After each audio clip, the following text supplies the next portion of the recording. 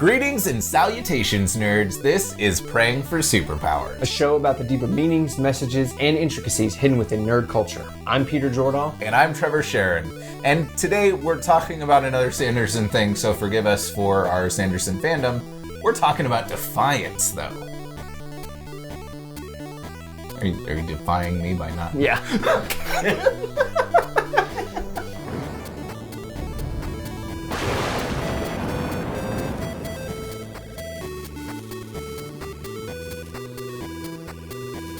So, Skyward.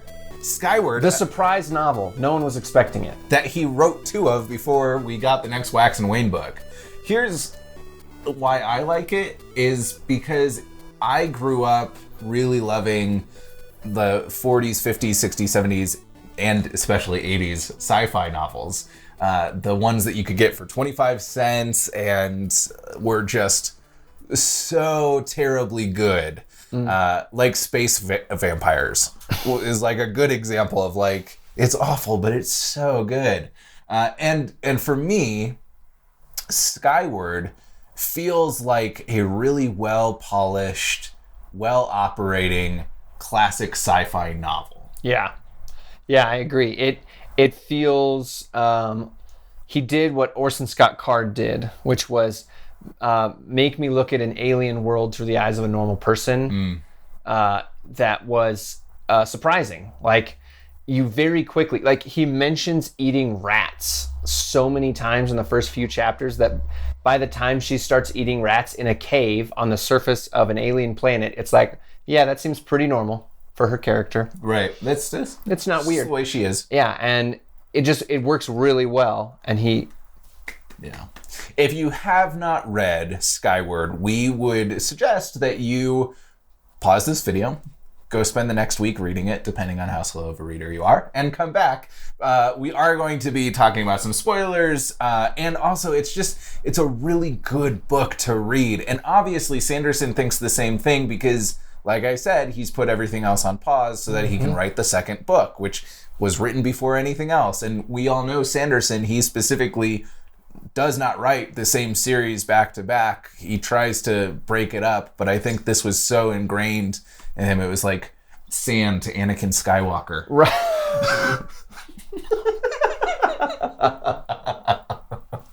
Quick aside to another space, world, space universe, Star Wars. How brilliant of Obi-Wan to go and live on a planet covered in sand, knowing how much Anakin hated sand.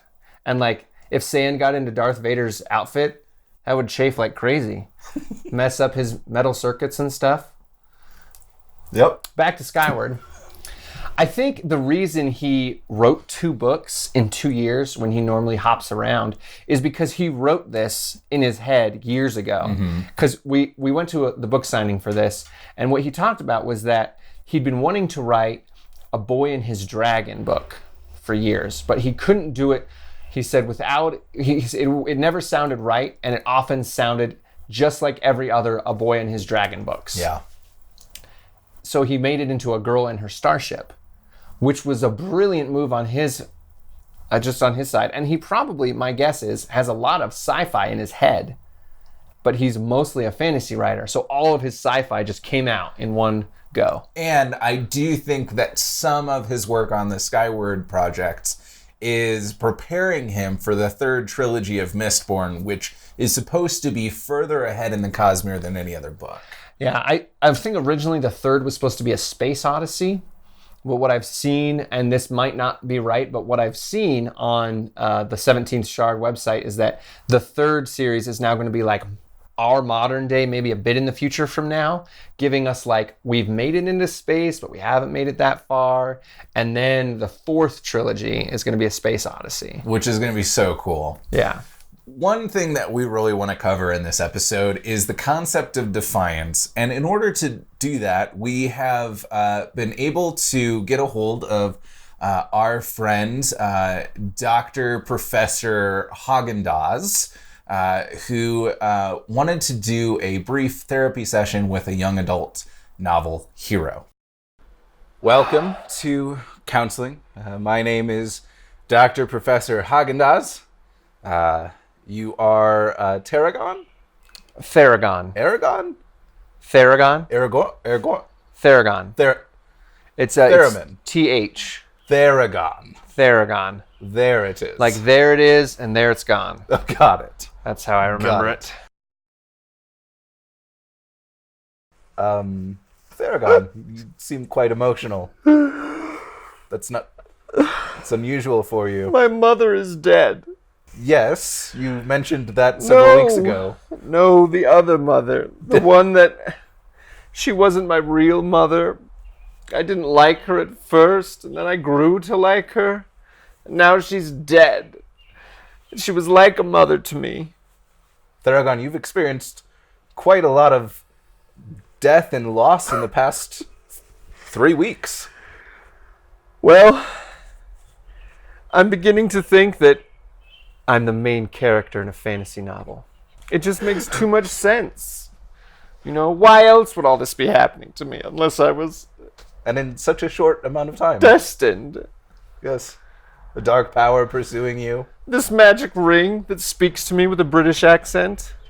Part of a great... I was followed by singing animals on my drive here. Oh yes, that's very telling.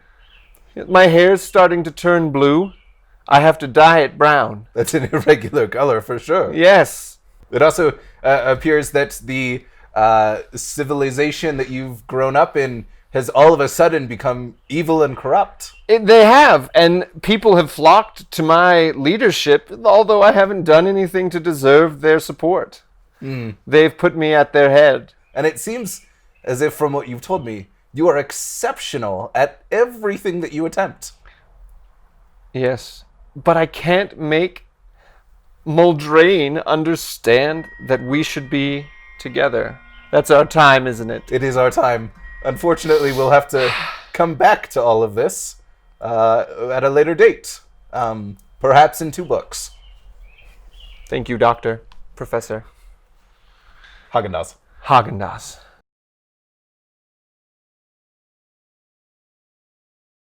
So that was Dr. Haagen-Dazs. We're grateful for his presence on this show and the patient, the client. Yeah, the client's willingness to be filmed. Yep. Is definitely very rare. Very rare. Definitely. It's actually usually very hard to film a novel character. Very. And very unethical to film a counseling session too, but we won't hold that against Dr. Professor Haagen-Dazs. Yeah.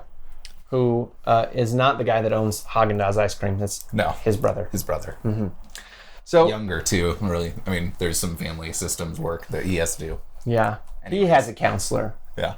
My therapist has therapists. Always grateful for our partners, which brings us to thank you to our partner, Petrie's Family Games, our local game store that sponsors this show. We are grateful for local stores in general, and specifically a game store that is built around community and nerdiness. If you are in Colorado Springs, we highly recommend you check them out. Corner of Union and Briargate. Back to Defiance. So, Spensa, she's absolutely in a young adult novel. And Dr. Professor Haagen-Dazs pointed out a lot of the aspects of young adult novels with Defiance. And we see this with Spensa, where she grows up in a society of defiance. Mm-hmm. But what's interesting is she has been branded as someone not to be trusted, which has only served to make her more defiant. And she wants to be defiant against the people who have ridiculed her father and have been so terrible in all of these ways to her family. But I don't want to spoil the ending of the book. It's only been out for a year. I don't feel like we can. The way it ends, though, for those of you that have read it. And the ending for me, I suspected it for most of the book, but couldn't put my finger on how it was going to happen. Right. And so it wasn't like an M. Night Shyamalan when he was good twist. It was like, I'm seeing it. Oh, that's how it happened. Which is how Brandon has to write, because he does that in every book. Yeah. And so you know to look for it if you're a reader of Brandon Sanderson. You're like, all right, what's the twist going to be this time? What's going to throw me off? And so you know it's coming, and you pick up on all the signs. He just hit it well enough that I didn't know exactly what it was going to be by the end of it. Well, and Peter, you have this interesting idea of the concept of defiance being played out in our world as well. Yeah, it's really interesting. And this is something I've also seen in the Mistborn trilogy with Ellen Venture's speech he gives the night the Lord Ruler, spoiler, dies. We've totally given up on keeping spoilers. Yeah, we really. Sorry. You're probably only watching this if you're a big fan of the Cosmere. And I already read it. And if not, sorry. Basically it's the idea that a country born in blood will either run itself out or bathe in blood its whole life. The United States of America was 13 colonies. It broke away from England. There was a massive war. We created our own nation. This nation has been at war basically since its existence. We've had 80 years of peace, I think, cumulatively. No, I think we've had 7. 7? Yeah. Something. A short amount of time. Yeah. Less than 12% of our time. Anyway, that's not the point. The point is the reason we as a culture are so defiant of leadership, and especially people our age, from like late teens to 30s, is because we were raised to act and behave a certain way, and we've disagreed with that, and we have foundations to disagree, to be defiant, and we've found that everyone hates that we're being defiant.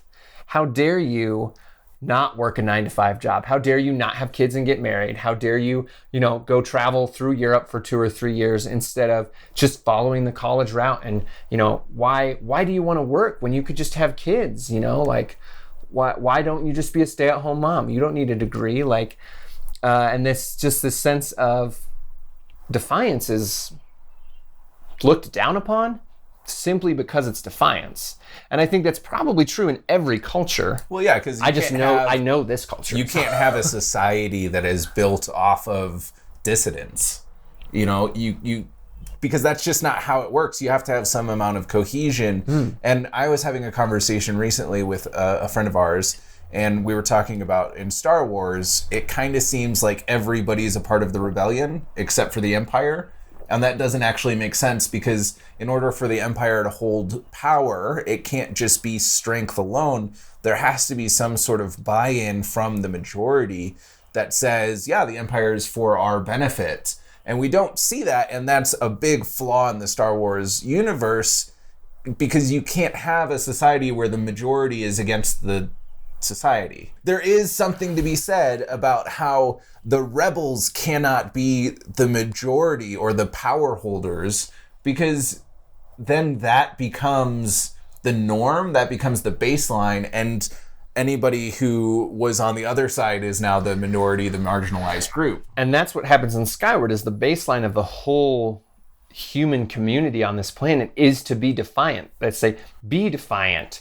Live even when we're being hunted. Fight like we need to fight to survive. And so when everyone is raised to be defiant, there's only 2 ways to be defiant left.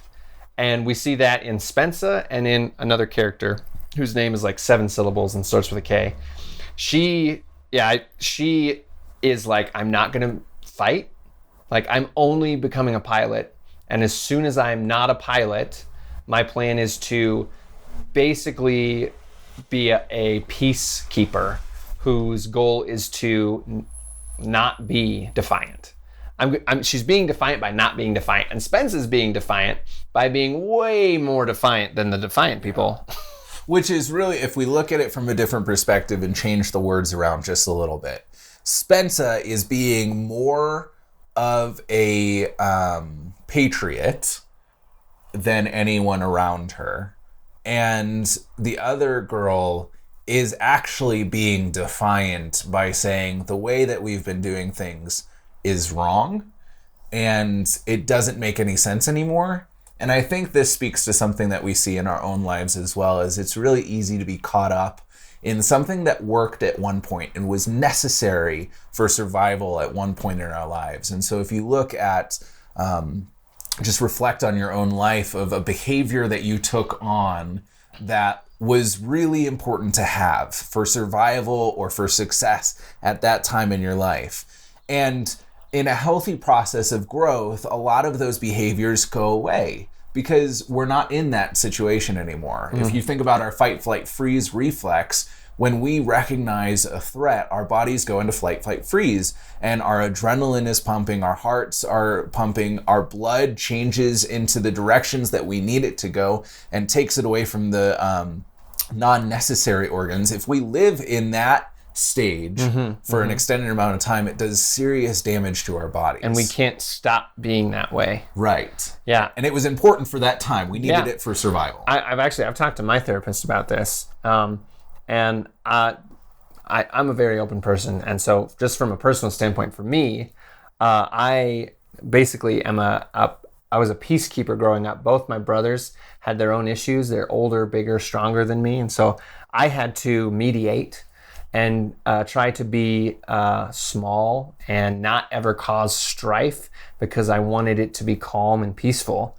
And I'm now at a point in life where I still don't like conflict, but I'm learning to have small, healthy conflict because basically I grew up thinking conflict was only bad. And so now, basically, this learned ability to avoid conflict is now actually could be leading to problems in my marriage and parenting and friendships because conflict is an important part of life. And it was really useful as a kid. And now I want to say thank you to that part of me. Yeah. But I don't need your help anymore. And it's important for us to be able to reflect on this in our lives and in our societies, to have self-awareness on this was a healthy behavior at one time. Is it still?